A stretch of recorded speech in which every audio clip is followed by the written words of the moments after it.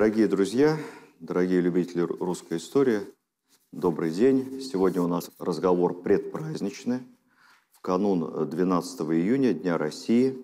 И говорить мы будем об истории, о символах российских и, в общем, о смыслах. Есть неофициальные народные символы, ассоциации, медведи, богатыри, 1 или 3, березы, балалайка, калашников. Но есть помимо этих народных символов, символы официальные, символы государственного суверенитета. Их юридически 3. Герб, флаг и гимн. Эти государственные символы транслируют вовне, во внешний мир какие-то смыслы и идеи. Идет корабль. Средств связи же не было. Чей корабль? Чей флаг? Нет флага. Значит, кто это? Пират. Я потом в конце подойду к этому. Почему нам очень важно знать не только, что такое герб, знать порядок полос на флаге, знать, естественно, гимн свой, но очень важно знать и историю государственных символов. Герб – это наследство на древнегерманском.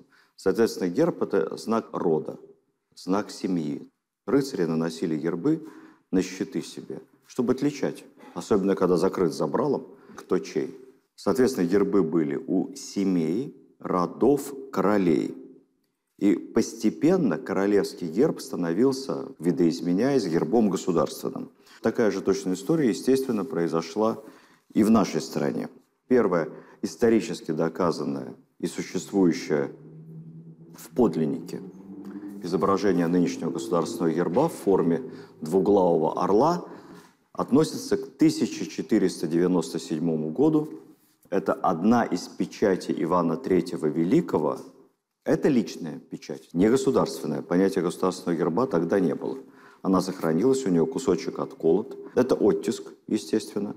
Сделана она исключительно качественно, если разглядывать там мельчайшие детали. На лицевой стороне Георгий Победоносец, символ великих московских князей, поражающий копьем дракону. А на другой стороне впервые двуглавый орел. Хотя на самом деле знак это очень древний. У древних индусов, в Месопотамии, в Вавилоне, у хетов много где использовался. Кстати сказать, на Руси кое-где над вратами древних городов изображался двуглавый орел. Ну, какой-то некий красивый символ. Тверские князья использовали, например, в то время двуглавого орла. Но это не был знак власти. Иван III использовал двуглавого орла на своей государственной печати. Была выдана грамота 2 князьям о больших земельных владениях. Длинный свиток, раньше подходили к этому серьезно, скрепленный 4 печатями, одна из которых из воска красного, твердого, была, собственно, главной царской печатью. Она подтверждала право владения большими землями. То есть, что это на самом деле был за документ, выражаясь современным языком? Свидетельство о собственности. Сейчас это у нас цифровая запись. А раньше была такая зелененькая бумажка, помните? Тоже с печатью. Вот это свидетельство о собственности, только от первого лица. Лицевая сторона Георгий Победоносец, тоже древний знак, и чтимый не только на Руси, в Грузии. Ну или, например, не поверите, в Англии. Да-да-да, вот этот вот красно-белый флаг – это крест Святого Георгия. Не путайте Англию с Великобританией. У Великобритании Union Jack. Ну, кто футболом увлечен, понимает разницу между сборными Англии, Шотландии и Уэльса. А вот английская сборная, она в красно-белых цветах в соответствии с флагом Георгия Победоносца. Ну и у нас на Руси тоже Георгий Победоносец, как святой, был защитником простых людей и защитником православия. Откуда взялся двуглавый орел? Основная версия из Византии, но на самом деле их несколько. Из древности неизвестно откуда, от индусов. И есть версия либеральных историков у нас, она даже изложена в большой, как ни странно, российской энциклопедии, о том, что двуглавого орла мы позаимствовали у Священной Римской империи. Священная Римская империя германской нации имела гербом императора, не государства, тоже двуглавого орла. Правда, немного другого. Герб Австрийской империи – это наследник двуглавого орла Священной Римской империи, поскольку ее столица главным образом ассоциировалось с Веной всегда. Западники говорят как? Иван III вел активную внешнюю политику, принимал послов Священной Римской империи. Священная Римская империя, ну, такое довольно аморфное образование. По сегодняшним меркам можно сравнить, наверное, с Евросоюзом. Да я думаю, что Евросоюз даже более консолидирован. Из большого количества суверенных королей, у королей, кстати, на гербах всегда был орел с одной головой, как в Древнем Риме, а вот у императора Священной Римской империи орел с двумя головами. И вот Иван III, ему понравился логотип Священной Римской империи. Говорит, а почему бы нам тоже в Москве такой герб на печать государеву не поиметь? Конечно, так рассуждают историки, которые совсем не понимают психологию того времени. Дело в том, что невозможно себе даже представить, чтобы человек 500 лет назад, суверен, государь, просто так, без всяких оснований, взял чужой герб. Это просто себе представить нельзя. Это как сегодня прийти и поселиться в чужой квартире просто так, без документов. Ну, понравилась она мне. Герб – это столетиями предки твои выстраивали это изображение, под ним шли в бой, под ним строили замки. Просто так, не имея прав, либо через наследство, либо через брак, либо через завоевание этой территории. Просто так взять их знак невозможно. Можно было взять, например, элемент чужого герба, англичане так делали в отношении французов, и в своем английском гербе использовать что-то французское. Что это означало? Мы претендуем на часть французских земель. Помните, Столетняя война? Это как бы претензия сразу. Это вообще вот это все временно оккупированная непонятно какими франками территория и потомками галлов. Это вообще все наше. Это сразу претензия. Поэтому, конечно, совершеннейшая нелепость. Иван III взять это у Вены, у Священной Римской империи не мог. Но мог это он взять, естественно, у Византии. Почему? Потому что его вторая жена, Софья или Зоя Палеолог, племянница последнего действующего императора Восточной Римской империи Византийской. Они себя называли просто Римской империей, другой не было, который жил на территории современной Италии после того, как турки захватили Константинополь. И вот, женившись на последней византийской принцессе, Иван III становится в собственном понимании, в глазах всей страны и в глазах всего мира, кем? Правопреемником, наследником Византии, Москва, Третий Рим. И естественным образом герб византийский он берет себе. Если быть более точным, двуглавый орел – это не герб Византии. Тоже всеобщая ошибка. У империи того времени не могло быть герба. Вообще. Ну, в Средневековье и ранее. Почему? Потому что есть одна империя, Константинополь. А все остальное – это вот какие-то короли, там, бароны. Вот у них должны быть гербы, чтобы они друг другом не путались. Чтобы я, император, их отличал. Чем они там отличаются между собой? А империя одна. Ей герб не нужен. Также и у Китая. В Китайской империи герба никогда не было. Одна, поднебесная. Поэтому у Византии как государства герба не было.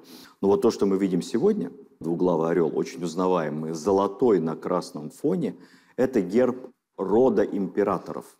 Причем императорами могли быть представители разных родов, разные семьи. Не так, как у нас одна, Рюриковичи. Ну, захватывали власть, там, резали друг друга, убивали, травили. Вот кто к власти приходил в Константинополе, он брал себе вот этот герб. Это герб императоров Византийской империи. Становилась их родовым гербом.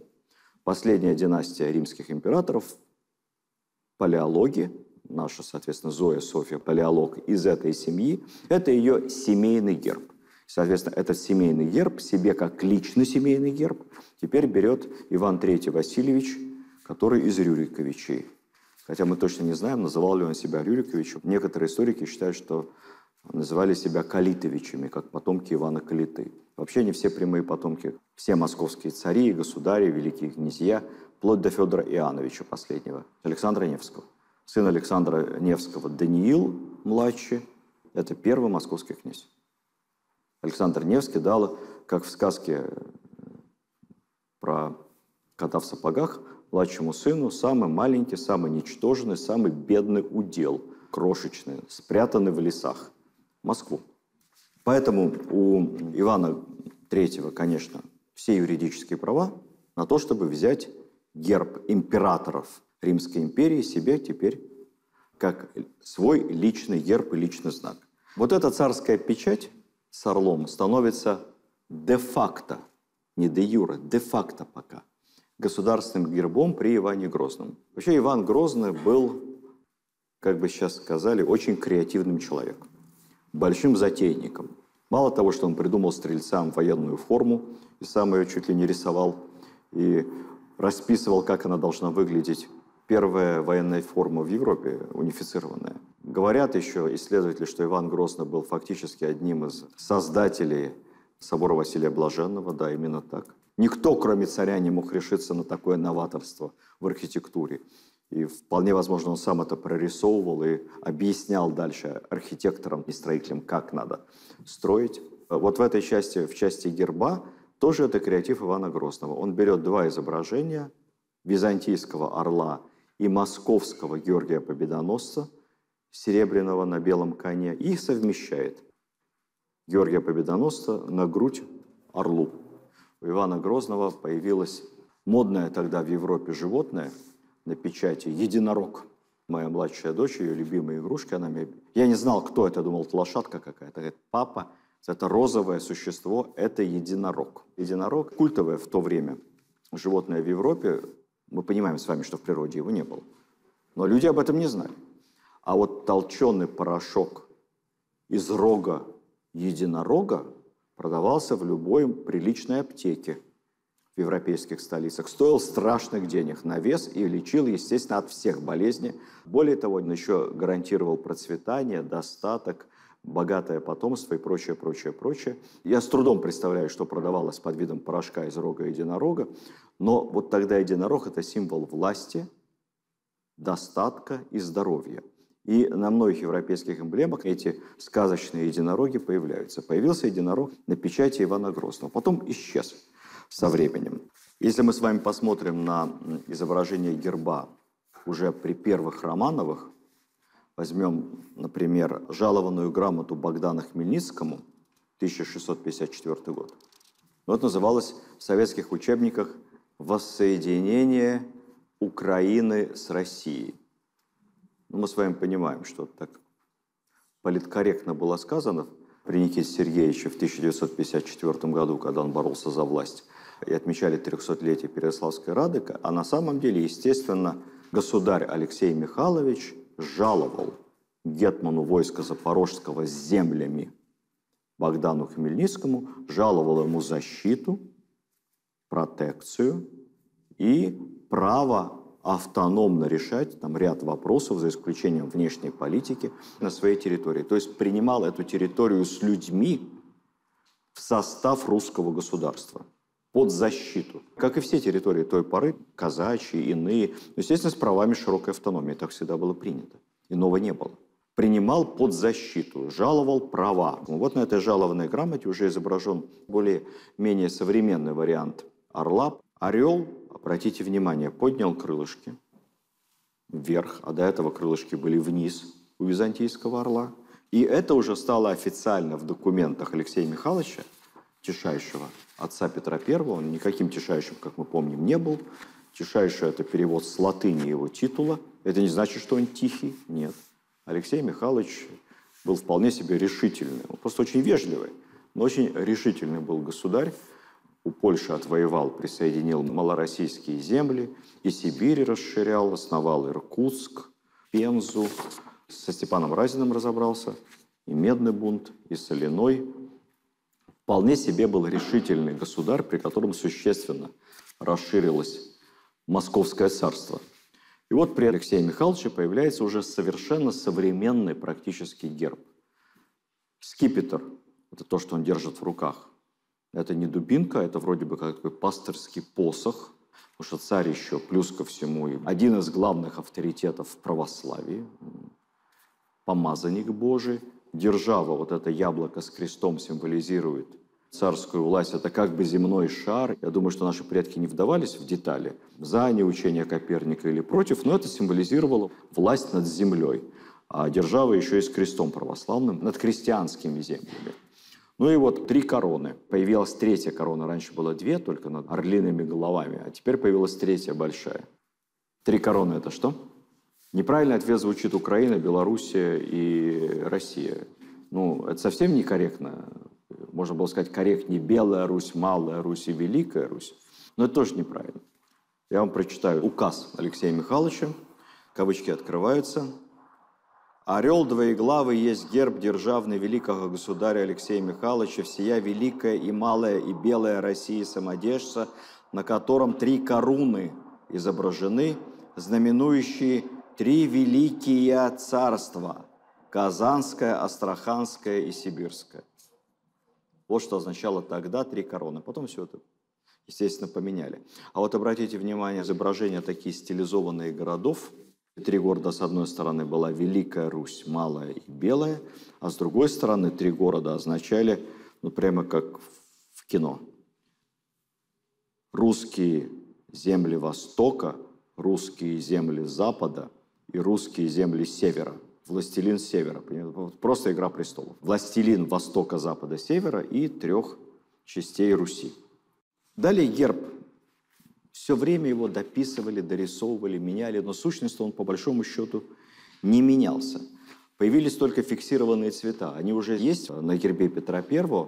Орел всегда черный, фон всегда желтый. Павел I тоже был любитель красоты, дизайна. Он занимался разработкой так называемого, хотел все унифицировать, но не успел, убили, большого императорского герба. В большом императорском гербе Павла I присутствует желтые и черные, уже там, традиционные цвета. Это очень важно, потому что потом уже во второй половине XIX века в обществе возникла дискуссия, какие цвета истинно русские: красный, белый, синий или желтый, черный, белый. Если мы с вами посмотрим, то примерно, начиная с Алексея Михайловича, конечно, желто-черно-белый царские, а потом императорские цвета. Когда будем говорить о флаге, к этому мы еще вернемся.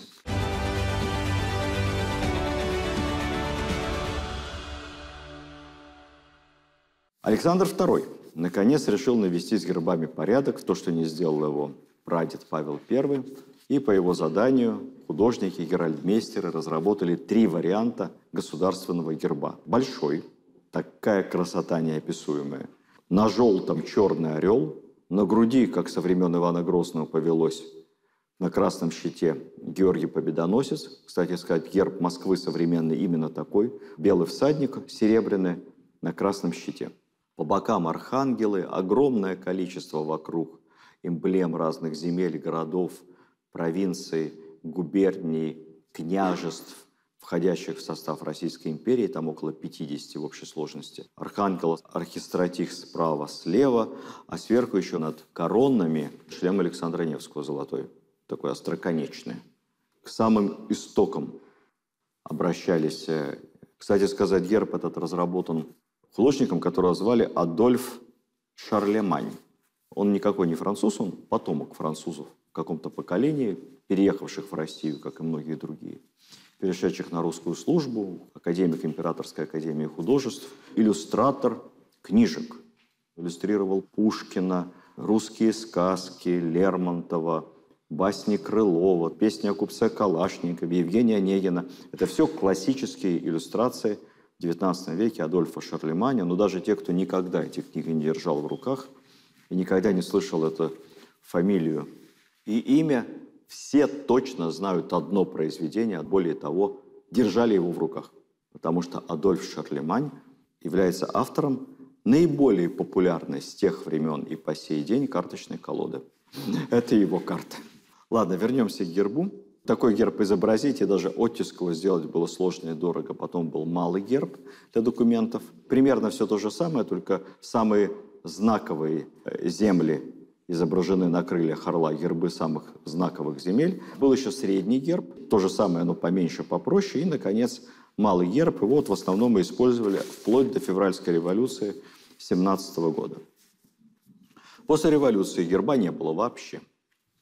Временное правительство у нас ни с чем определиться не могло, и с гербом оно тоже определиться не могло, и сказало, что герб выберет учредительное собрание. Но поскольку надо что-то печатать на деньгах, помните, керенки такие были деньги, и надо что-то изобразить на государственной печати, то придумали так называемую эмблему Российской Республики.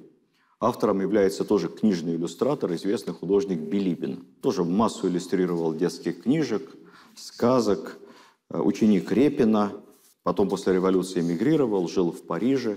Мы тогда проводили умную политику, и наше посольство наняло Билибина. И вот он поработал раз-два для посольства. Видит, что, в принципе, Советы нормальные люди, ценят его способности, талант. И вернулся в Советский Союз. И потом уже до конца жизни был одним из главных художников на Газнаке. Рисовал деньги, марки. Умер в блокадном Ленинграде от голода. Ему предлагали выехать, но он отказался, сказал, что не может из родного города уехать. Трагическая судьба.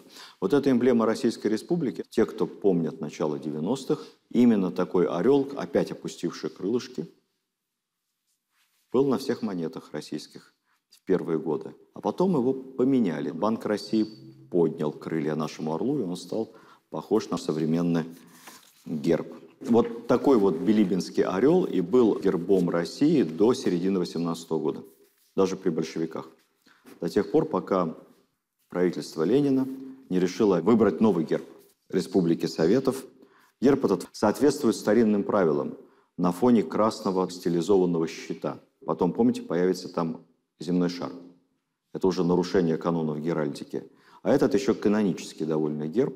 Вместо серпа и молота был меч изначально. Поэтому герб напоминал бы нам эмблему ФСБ там, или там, КГБ. Но Ленин, говорят, меч лично зачеркнул, предложил включить туда что-то другое. Что-то другое стал серп и молот. После образования СССР объявляется конкурс, уже настоящий большой конкурс, среди всех желающих. И поступают десятки вариантов герба нового государства.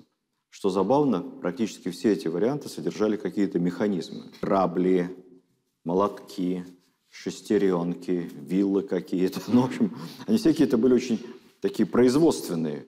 Но в итоге все эти шестеренки забраковали и уже поручили герб создать одному художнику, подполковнику царской армии, известному военному картографу по фамилии Адрианов. Вот Адрианов и придумал советский герб. Он придумал серп и молот, поместить на земной шар. Ну, кстати сказать, серп и молот у нас уже советского герба нет, а в Европе серп и молот остался. Знаете где? В Австрии. Орел одноглавый, австрийский, держит в лапках серп и молот. Довольно забавно по сей день. Герб Советского Союза с 23 года немного менялся. Вот видите, здесь 6 ленточек, на которых написано «Пролетарии всех стран, соединяйтесь», на языках республик.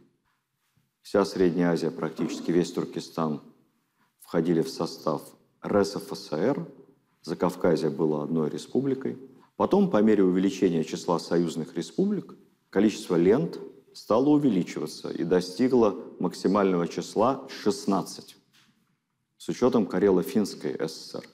Ну, потом, когда Карело-Финскую ССР, слава богу, ликвидировали, иначе бы мы сейчас ездили в Кижи за границу, остался привычный нам герб с 56 по 91 год, классический, советский, с 15 лентами. Современный герб российский, возникший уже после распада Советского Союза. На мой взгляд, очень стильный. Он реально имеет прямой отсыл к византийской традиции, к тому самому красному двуглавому орлу золотому на кумачевом фоне. Но сразу видно, что Россия – Третий Рим. При этом на груди у орла как раз знак московских князей, что мы все-таки вышли из московского княжества, тогда приняли этот герб. Есть его и сокращенная версия, как было и в Российской империи, большой герб и малый герб. Это можно назвать большим гербом, а малый герб – это просто орел с красным щитом и серебряным Георгием Победоносцем на нем.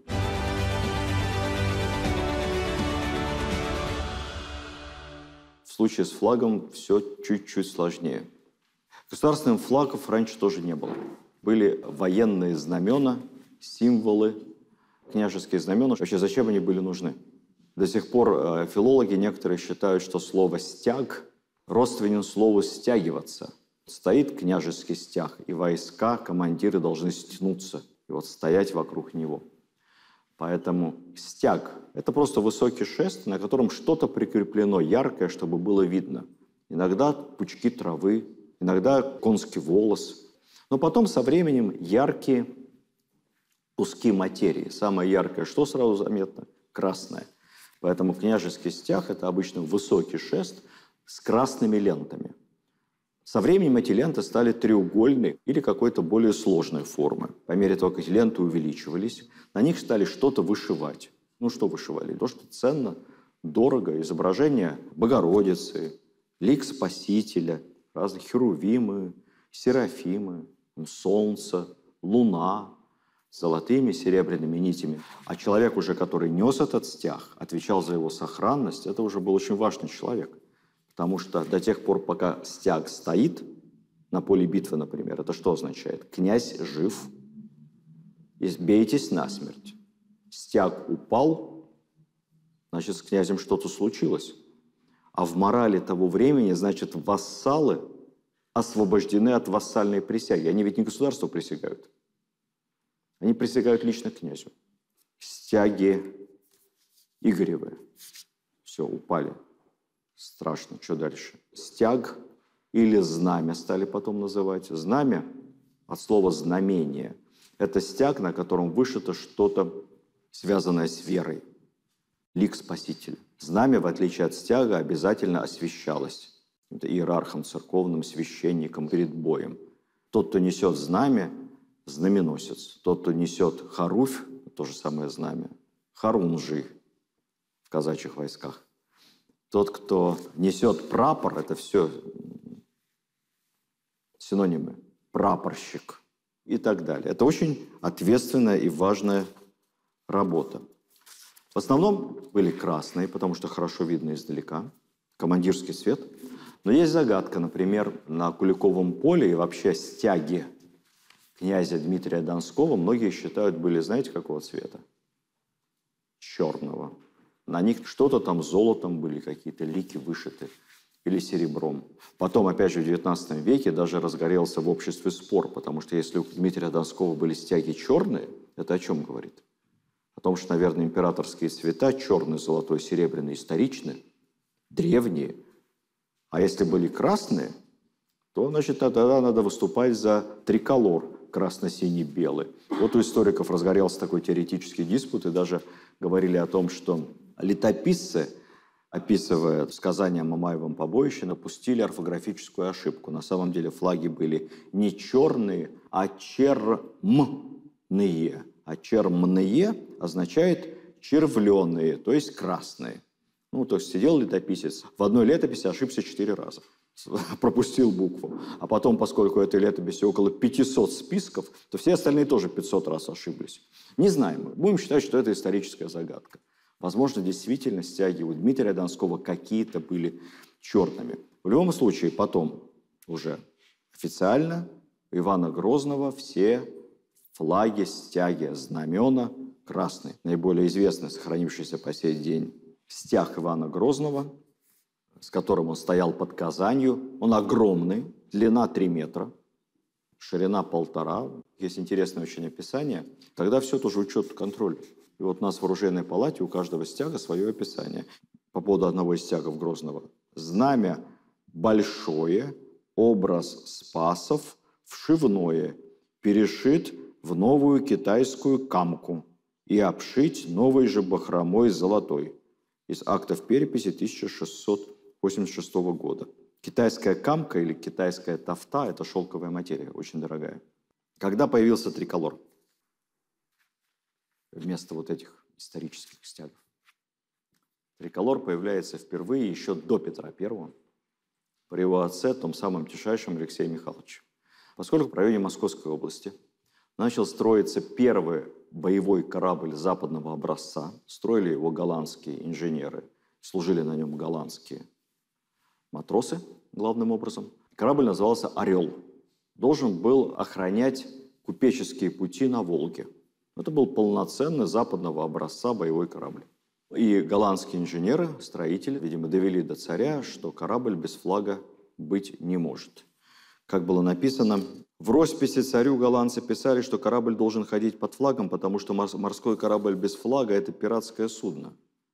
Каково государству корабль, такого государства и флаг. И вот на этом корабле впервые появляется триколор. Но мы точно не знаем, современный триколор или нет. Мы точно знаем, какую материю для флага заказали за деньги. Все же учитывалось. Заказана материя была из казны алая, синяя и белая. А вот что из нее пошили, мы не знаем. У историков миллион версий. Одни говорят, что какие-то квадратики были. Один квадратик красный, один синий. Что были квадратики, а поперек них был синий крест. Изображение не сохранилось. И описание этого флага тоже не сохранилось. Но точно были вот те самые три цвета. Красный, синий и белый. Зато мы точно знаем, как выглядел первый корабельный флаг Петра I. Собственный штандарт личный Петра I, под которым он плавал еще в Архангельске. Этот флаг выглядел вот таким вот образом. Флаг царя Московского, поднят в 1693 году во время плавания Петра в Белом море на 12-пушечной яхте «Святой Петр». Чудесным образом этот флаг сохранился и находится сейчас в Центральном военно-морском музее в Санкт-Петербурге.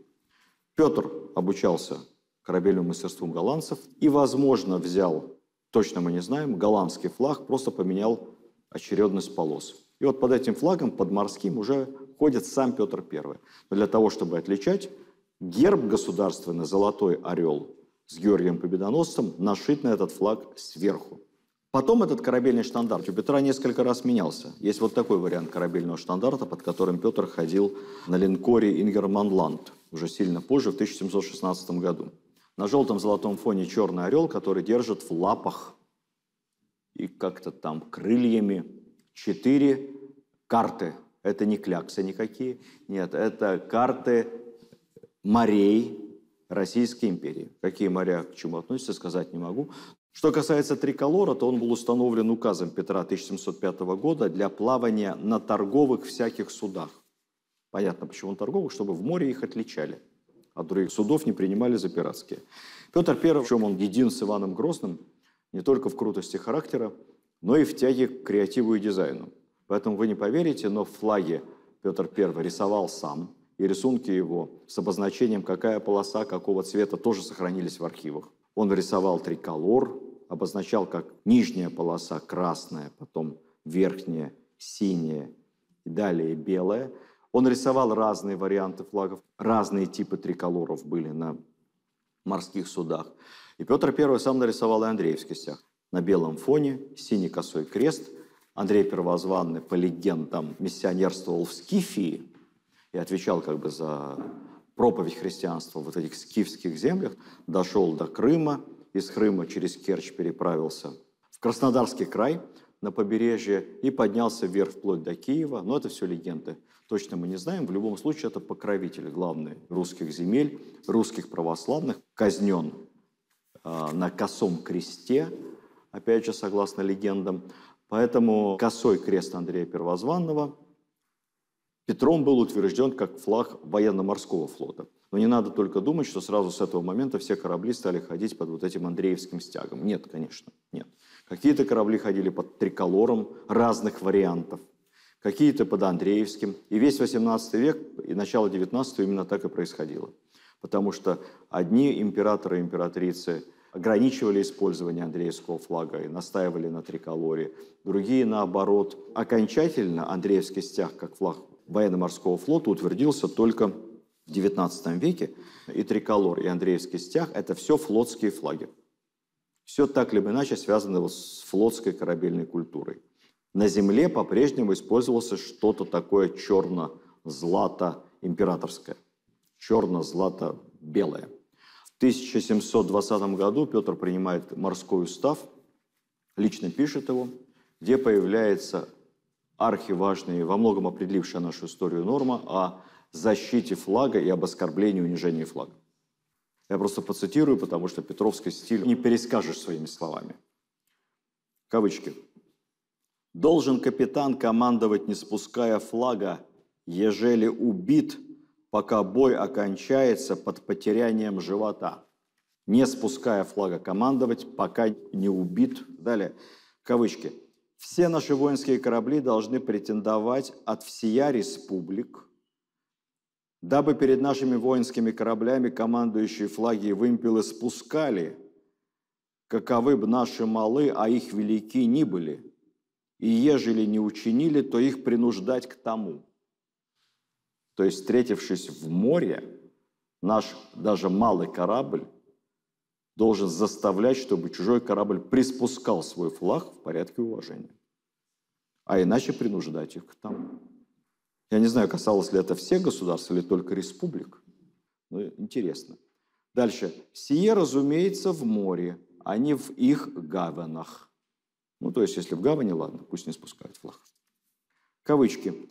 Все воинские корабли российские не должны ни перед кем никогда спускать флаги вымпела и Марсели под страхом лишения живота. Русский флаг на корабле не спускается никогда. У нас единичные случаи, когда в нашей истории Андреевский флаг спускался перед врагом. Единичный. Каждый раз жесточайшее разбирательство после этого, при каких обстоятельствах это было совершено. Кстати сказать, именно Андреевский флаг, а не государственный имперский, был последним спущен после революции. Аж в 1924 году во французском городе Безерта, на территории современного Туниса, тогда это Франция, в порту стояли остатки императорской эскадры Белой армии. После того, как Франция признала Советскую Россию, потребовала эскадру передать французским властям, разоружить. Только тогда, 4 года после окончания активной фазы гражданской войны на юге России, только тогда наши моряки 4 года они спустили с флагманского корабля Александр III, линкора, последний Андреевский флаг. Капитан корабля этот флаг сохранил. Дальше его передавали из семьи в семью, от офицера к офицеру. В конце концов, он оказался в Австралии, хранился там в церкви, прямо где-то там у престола, в святом месте. И вот в 2014 году мы в военно-историческом обществе получили письмо от австралийских иммигрантов, что у них есть такая реликвия. И вот сейчас, после того, как Севастополь стал русским, они могут его вернуть на родину. Империя наконец-то расправляет плечи. Теперь мы вернем вам флаг. Мы этот флаг тщательно отреставрировали, передали его Владимиру Владимировичу. Флаг находится сейчас в музее в Севастополе военно-морского флота. Ну и совершенно неожиданно Владимир Владимирович сказал тогда, что, знаете, это все было экспромтом, без подготовки, без ничего. Есть такая морская легенда, что корабль, если он не спустил флаг перед противником, он бессмертен. Даже если он утонул, даже если он взорвался, он не спустил флаг. Поэтому, говорит, я предлагаю, чтобы следующий корабль нашего военно-морского флота получил то же имя. Так и раньше делали. Одни и те же имена присуждали кораблям. Получил имя Александр III. Буквально несколько месяцев назад атомный подводный крейсер Александр III поступил на боевое дежурство. Атомный подводный крейсер – это страшная сила.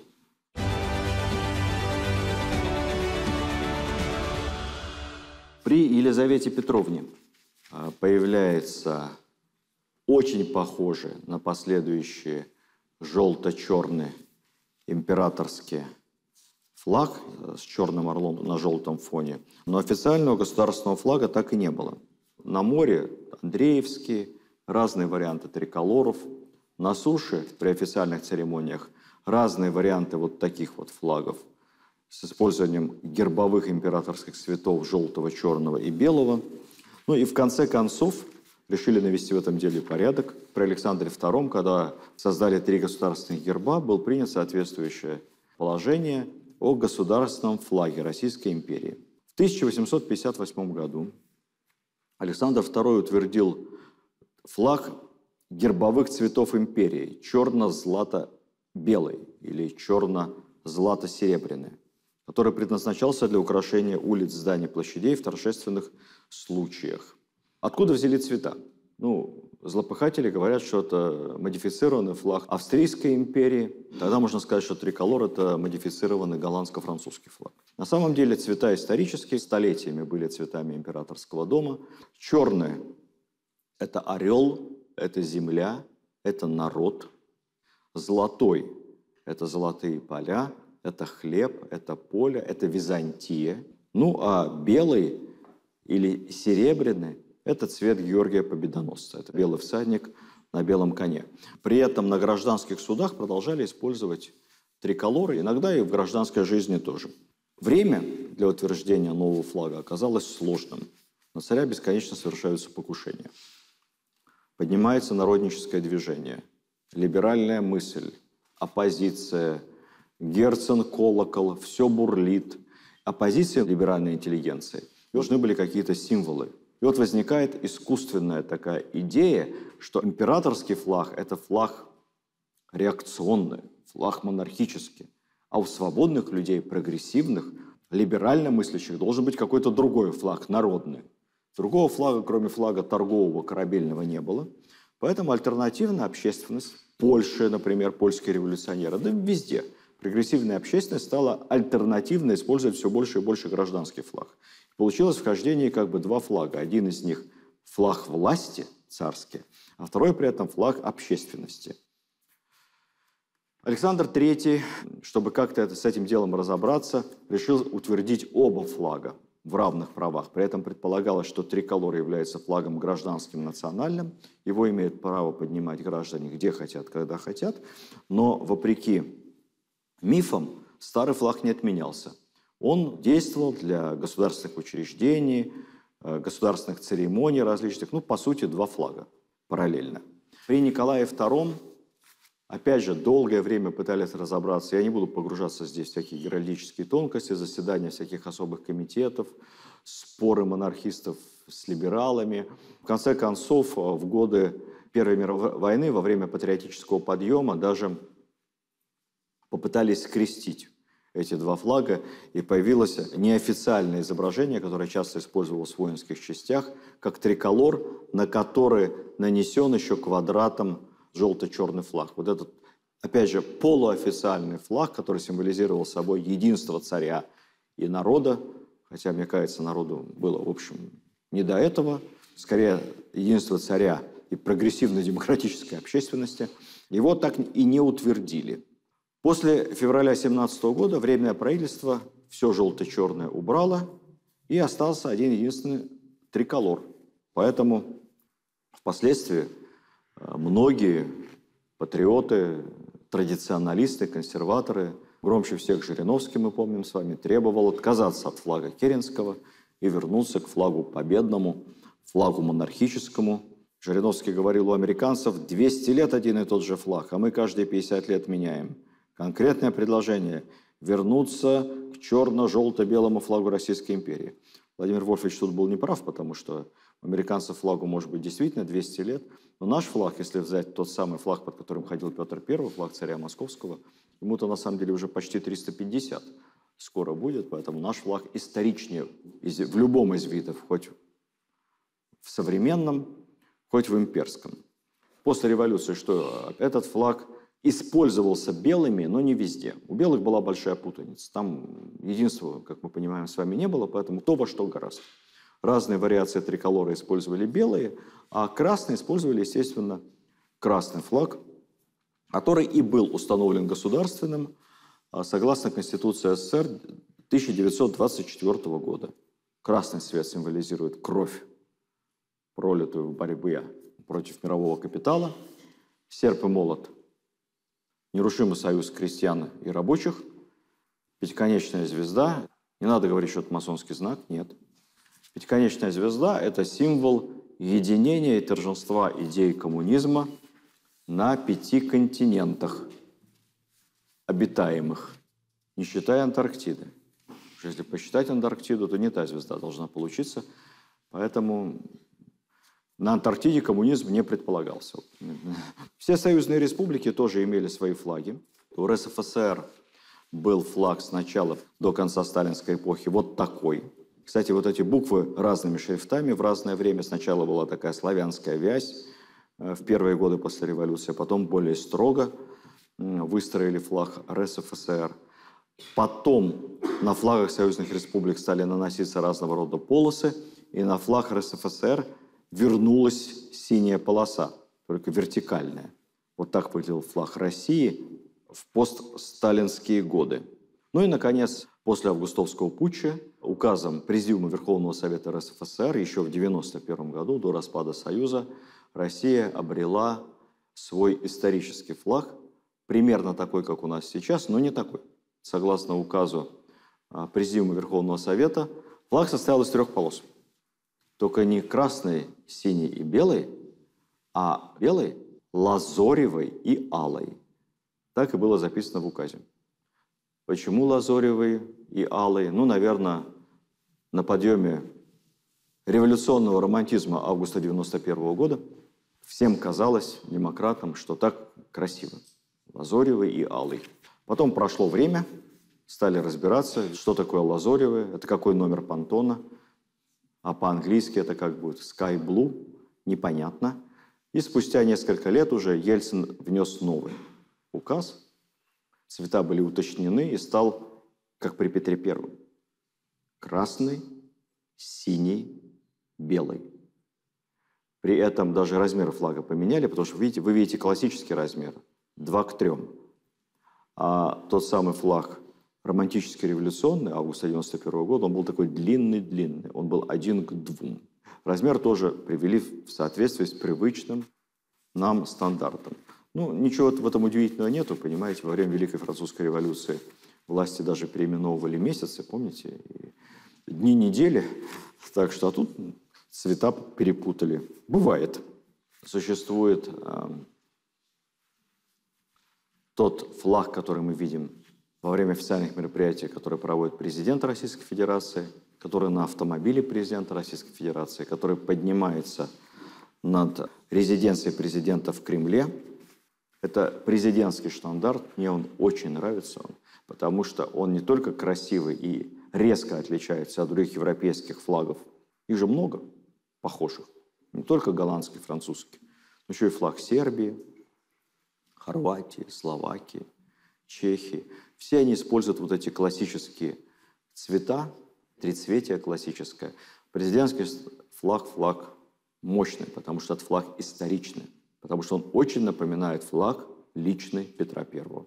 Ну, собственно, один в один, как и есть. Можете сравнить. Это флаг царя Московского.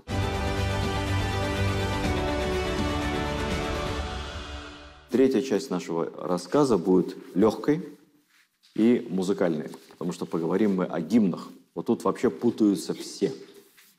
Собственно, гимн – это торжественная песня, исполняемая в торжественный момент. На каких-то официальных мероприятиях. Не надо думать, что гимн у нас появился в XIX веке. Нет, конечно. Всегда и при царях, и при великих князьях во время приемов, встреч, послов исполняли какие-то песни. Обычно религиозные, разного рода песнопения, православные. Если мы будем говорить о гражданском гимне, то можно сказать, что первым неофициальным гимном является песня, впервые прозвучавшая при Екатерине в 1791 году в Таврическом дворце в Петербурге на приеме, который давал Потемкин. Потемкин владел Таврическим дворцом в честь взятия Измаила. Суворов брал, а Потемкин был главнокомандующим, я напомню. В честь взятия Измаила была написана песня на стихи Державина, музыка Осипа Козловского «Гром победы, раздавайся».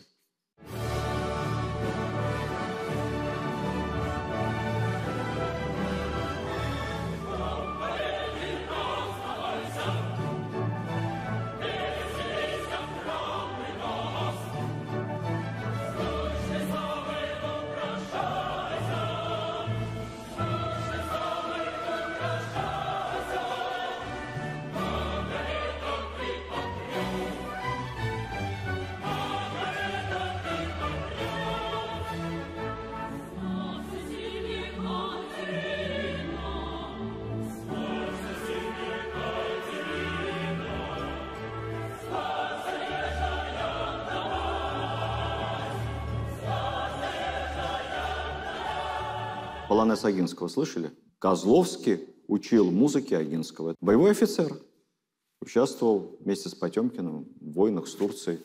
Потемкину понравился, хороший музыкант. Гимн неофициальный, но его начали часто исполнять на официальных мероприятиях. Потом появилась еще одна, параллельно, гражданская, такая более церковная песня, которая тоже часто звучала на государственных приемах, и тоже ее историки называют еще одним неофициальным гимном Российской империи. «Коль славен наш Господь в Сионе». Стихи Хераскова, музыка Бортянского. Эту мелодию до 17 года играли куранты на Спасской башне.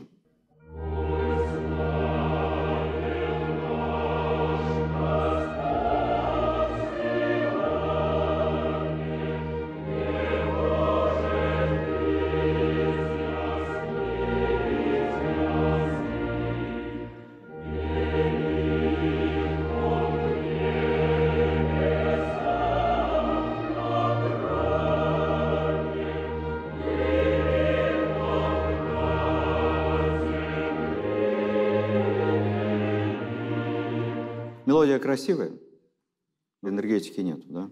Поэтому, когда я прочитал, что белые армии считали это не своим неофициальным гимном, под эту музыку победить сложно в гражданской войне. Красиво, но не то. Херасков был известный очень писатель, поэт. Заведовал, кстати, библиотекой Московского университета, тогда самой большой библиотекой в стране. И считался крупным масоном. А гимн этот, неофициально, тайно, был якобы гимном всех российских масонов.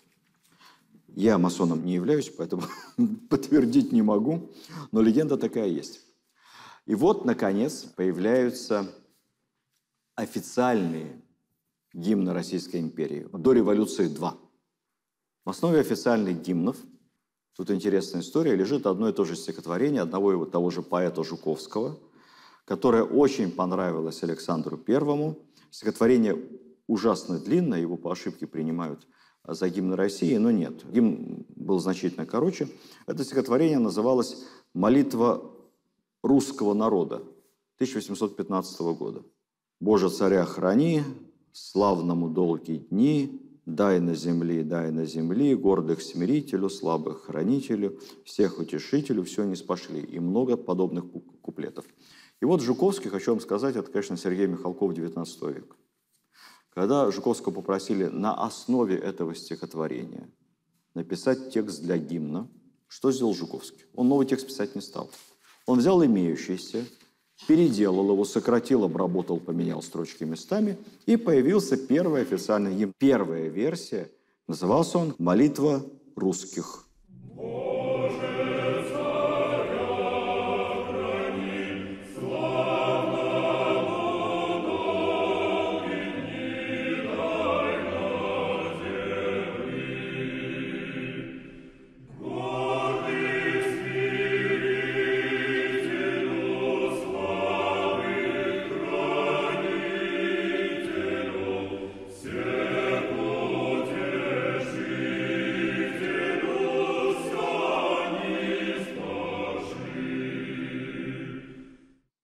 Слова знакомые, мелодия нет.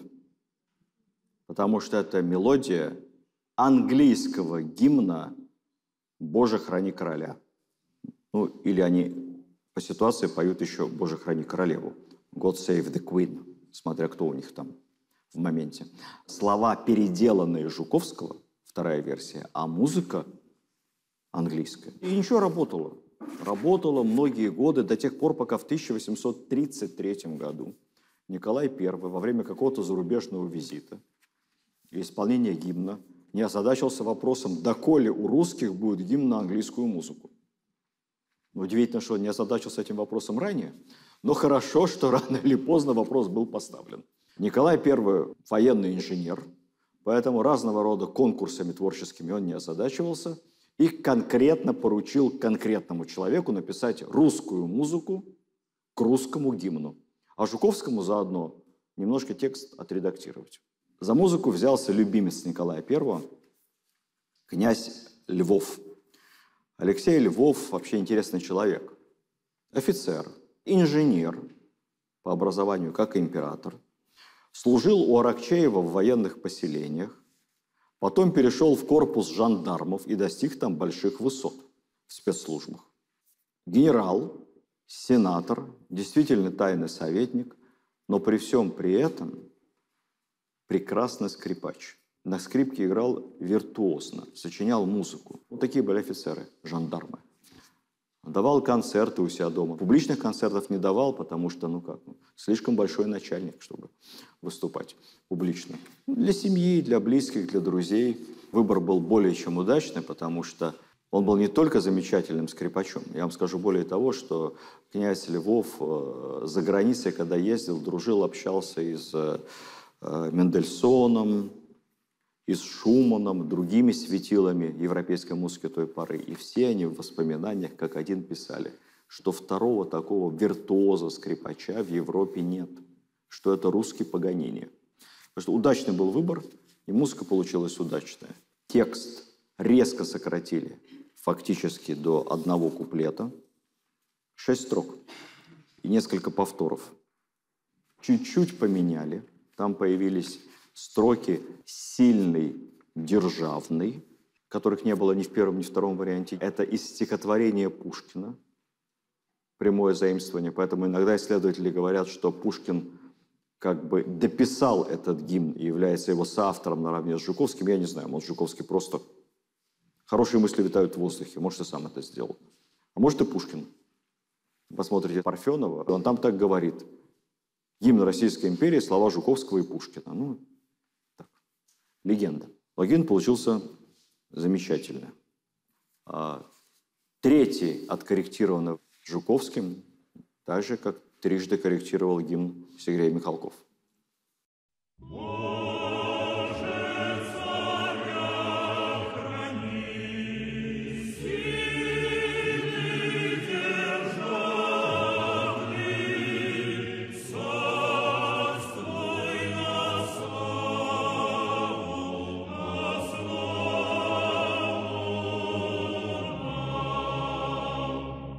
Этот гимн вы все слышали. Вот он был до 1917 года.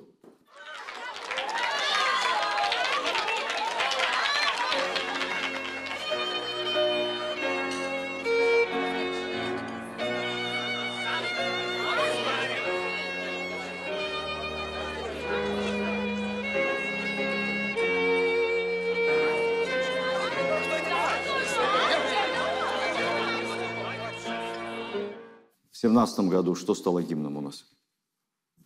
Не угадаете? «Марсельеза». Это гимн Российской Республики времен Временного правительства. Опять мелодия не наша, мелодия французская, собственно, официального гимна Франции. А слова наши. Слова взяли старые, причем слова оригинальные, это не перевод Марсельезы, оригинальные слова революционера, народника Петра Лавровича Лаврова, к тому моменту уже умершего. Кто учил по советским учебникам историю, помнит, что у народнического движения было 3 главных фигуры, 3 идеолога. Ткачев, идеолог терроризма, Бакунин, теоретик, и Лавров, тоже теоретик-философ. Лавров был самый мягкий из них 3, самый такой травоядный, профессор, ученый, за все хорошее против всего плохого, книжки писал. Но когда бесконечное покушение на царя, то, естественно, жандармы дули на воду, поэтому этого ученого-книжника тоже заодно отправили в ссылку в Вологодскую область. Он там скучал года 3, видимо, все книжки перечитал и сбежал из ссылки. Из ссылки сбежать было несложно, накопить денег на билет. И сбежал из ссылки в Париж. Приехал в Париж, потом Парижская коммуна как раз в это время. Он вступил в коммуну, ездил в Лондон, помощи просил у британских рабочих. Встречался там с Марксом Энгельсом. Потом коммуну разгромили, он вернулся в Париж, читал книжки, скучал в эмиграции. Доскучался до 1900 года и скончался. И вот его вариант русской Марсельезы и стал на какое-то время гимном России. Давайте сначала послушаем французскую Марсельезу, чтобы сравнить.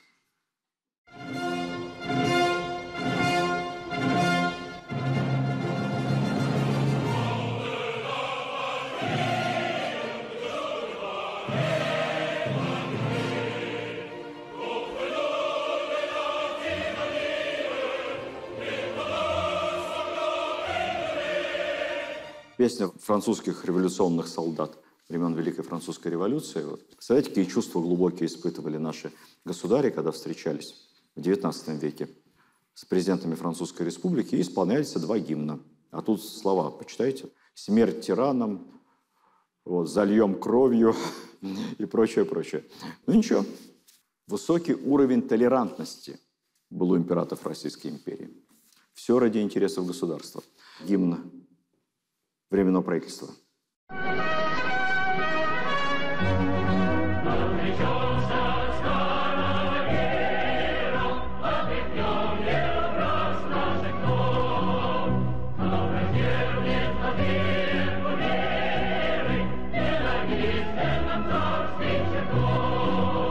Сначала взяли стихи Лаврова на французскую мелодию Марсельезы, потом поняли, что как-то русский язык с этой французской мелодией не вяжется, и один из наших композиторов уже в середине 17 года переделал мелодию Марсельезы. Когда в гимне звучит «Вставай, поднимайся, рабочий народ, вставай на врага, люд голодный».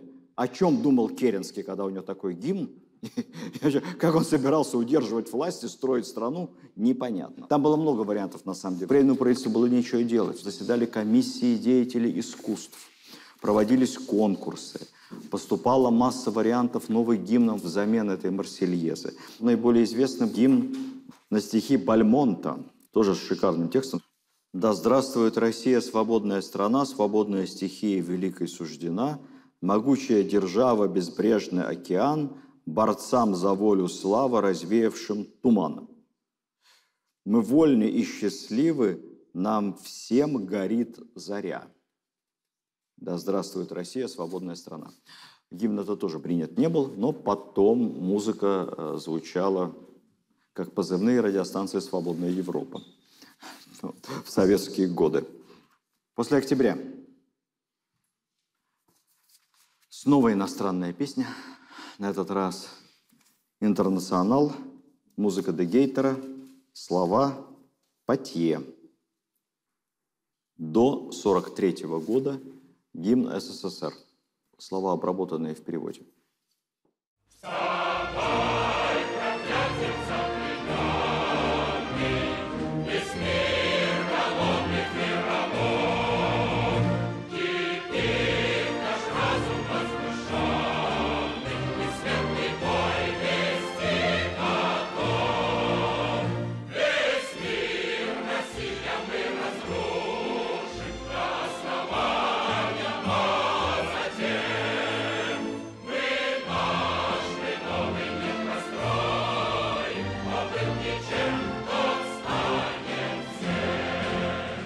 Под эту музыку в атаку шли красноармейцы в гражданскую войну. И коль славен наш Господь в Сионе. Нет энергии. Это все символы, это все условности, но вот тем не менее. Прежде чем говорить о самом знаменитом советском гимне, музыка которого является нашим гимном и сегодня, надо рассказать предысторию. Сначала композитором Александровым и поэтом Лебедевым-Кумачем был написан так называемый гимн партии большевиков, который исполнялся регулярно на съездах партии наравне с «Интернационалом». И вы очень удивитесь, услышав мелодию этого партийного гимна. Это 30-е годы.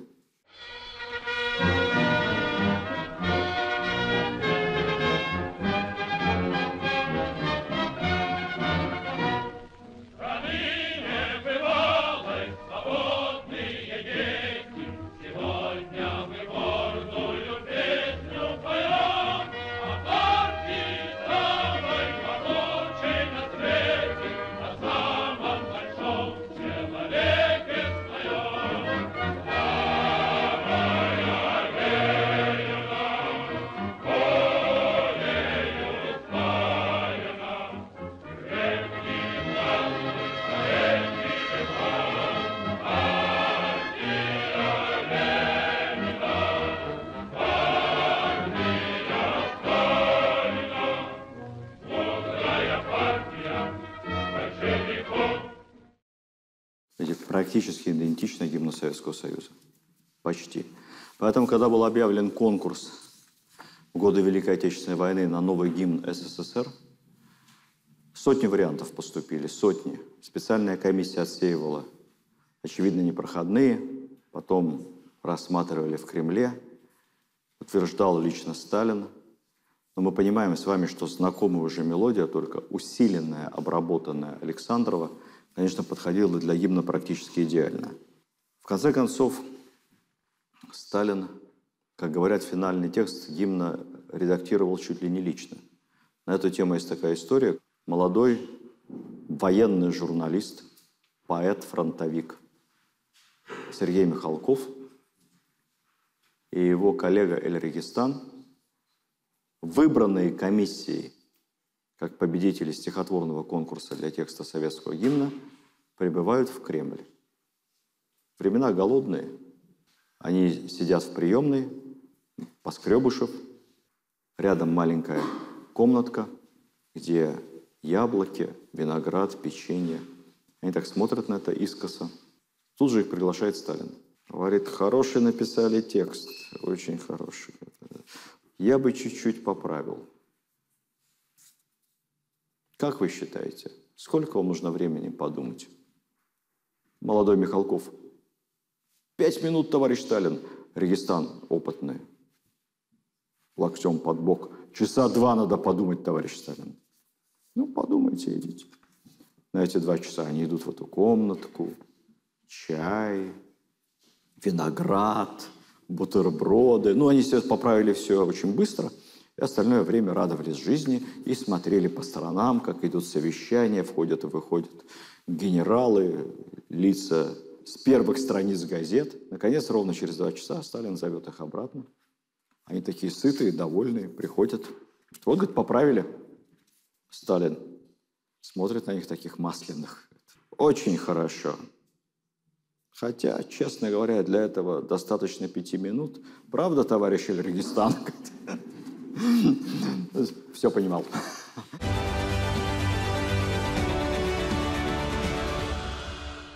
После 1956 года 20 лет у гимна нет слов. Пока Сергей Михалков не пишет вторую версию гимна, которую знает каждый из людей старшего поколения. Я скажу более того, как мне кажется, до сих пор, говорят мне многие, кто постарше, на подкорке, когда играет гимн России, так и хочется запеть на автомате старый советский гимн, как бы прекрасны не были слова и нового гимна. Он у нас где-то вот уже все, он записан, его не стереть.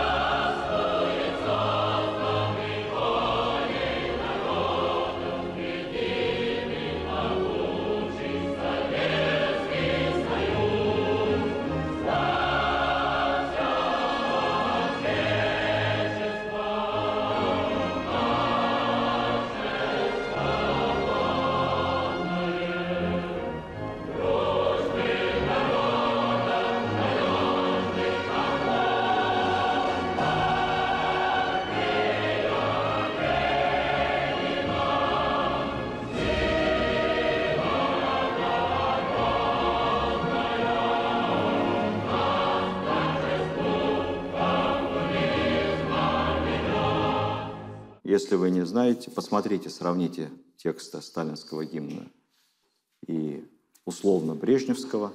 Там просто слова о Сталине поменяли на слова общие о партии, коммунизме. Не сильное, небольшое отличие.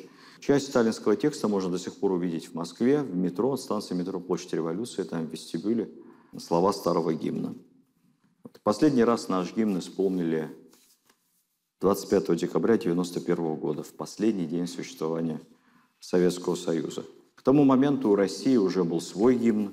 Он был принят еще в 90-м постановлении Верховного Совета РСФСР. Единогласно в качестве государственного гимна была утверждена патриотическая песня Глинки.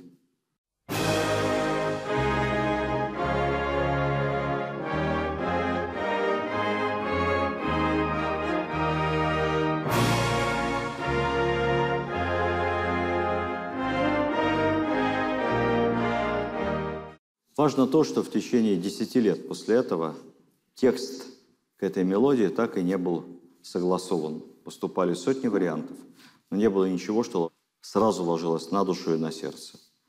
Буквально одним из первых решений Владимира Владимировича Путина было решение о возвращении в обновленной версии государственного гимна Советского Союза. Я думаю, решение это самое правильное, которое можно было принять. Но логика ведь очень простая. И главы иностранных государств, насколько я знаю, говорили, что вы там выдумываете, какие конкурсы. Вся планета знает ваш гимн. Все знают вашу мелодию. Ничего лучше, более соответствующего духу, мощи, размаху России придумать невозможно. Зачем вы что-то изобретаете? И вот Сергей Михалков, уже не молодой, дописал 3-ю редакцию, как Жуковский, гимна, кое-что поправили, хотя у меня есть подозрение, что дописывал уже Никита Сергеевич Михалков, вместе с ним, как Пушкин с Жуковским, 3-ю версию. Появился наш замечательный гимн, которым мы действительно гордимся. Мне рассказывали такую историю, когда совсем молодой поэт Сергей Михалков победил на конкурсе на авторство гимна. Количество завистников в этой среде бесконечно, как мы понимаем с вами. И вот где-то в кулуарах Союза писателей подсаживаются к нему двое коллег по цеху, и так с ехидцей за обедом, подтрунивая, говорят: ну что, Сережа, ну а текст-то все-таки посредственный, слабоват. Отрываясь от тарелки, Сергей Михалков так смотрит, и, знаете, как слегка заикаясь, отвечает им: ну, слабоват, не слабоват, а как заиграет, будете вставать. Вот. У нас прекрасный гимн.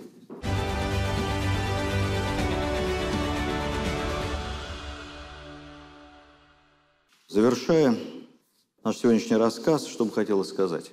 Несколько лет назад, в День народного единства, 4 ноября, была встреча президента с историками, и он сказал следующее. История нашей страны – непрерывный, постоянный поток. Это не броская фраза и не красивый лозунг.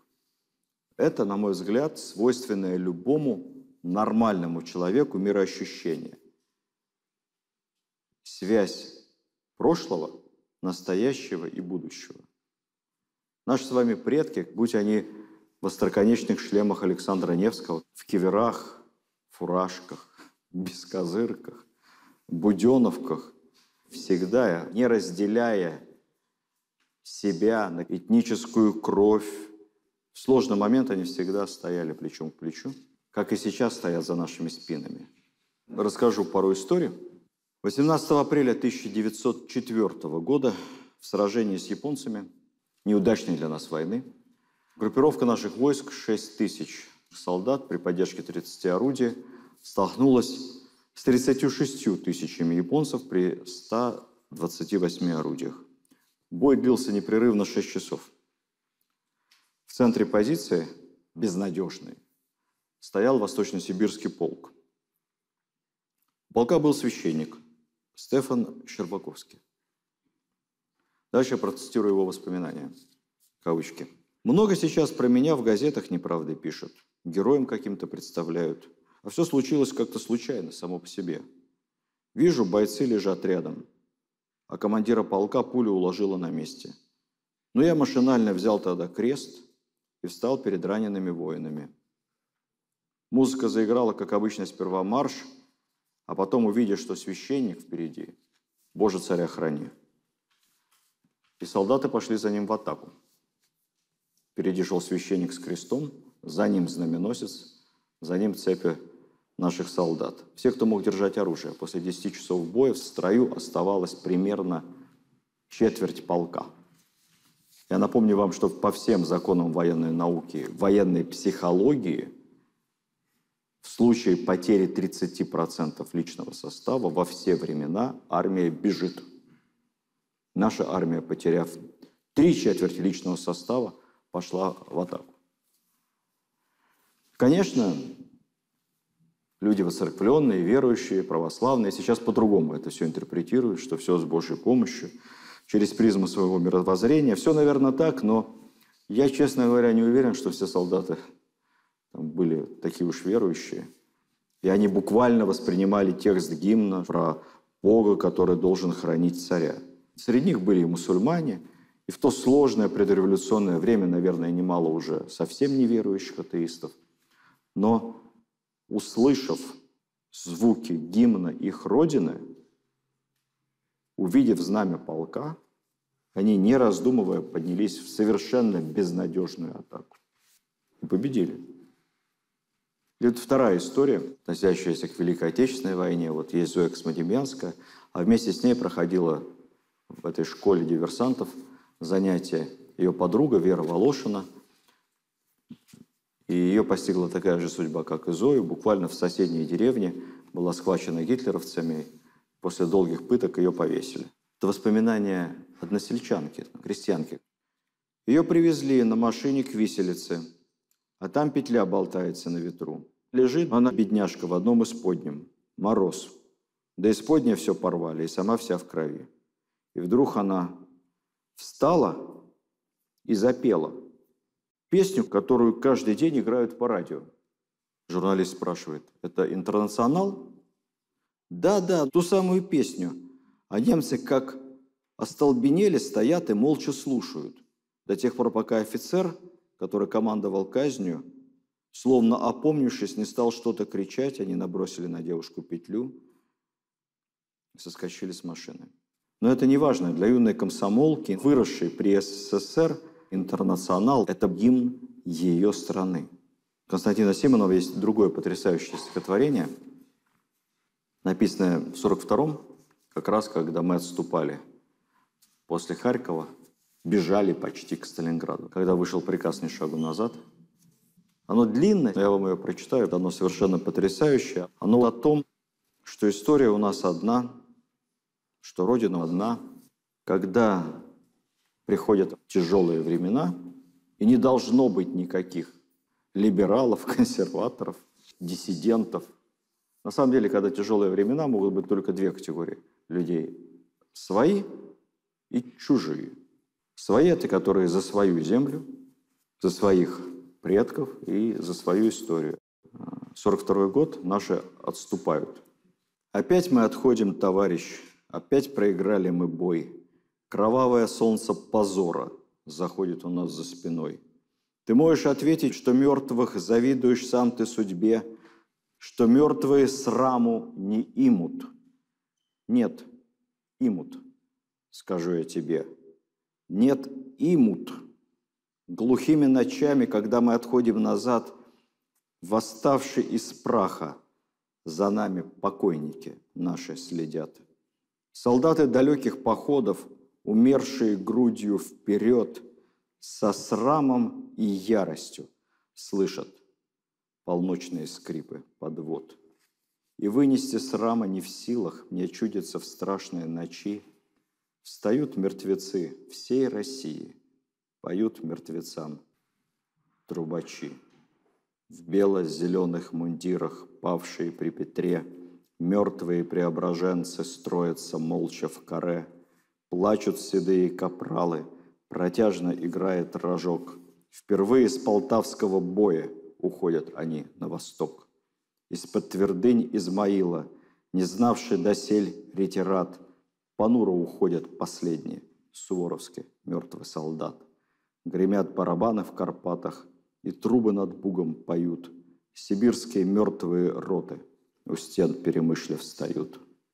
Ты слышишь, товарищ, ты слышишь, как мертвые следом идут. Ты слышишь, не только потомки, нас предки за это клянут. Клянемся ж с тобою, товарищ, что больше ни шагу назад, что больше не шли вслед за нами безмолвные тени солдат. Это не пропаганда. Это еще раз нормальное ощущение нормального русского человека.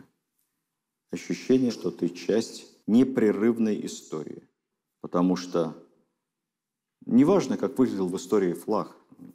алый, черный, с ликом святых, или белый с синим крестом косым, триколор или императорский штандарт черно-злато-серебряный, красный флаг победы, но под этим флагом наши предки строили, жили и умирали.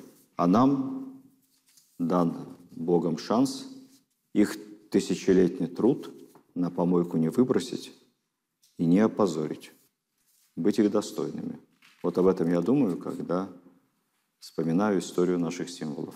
Потому что они символизируют Россию, священную нашу державу. С наступающим Днем России! Спасибо.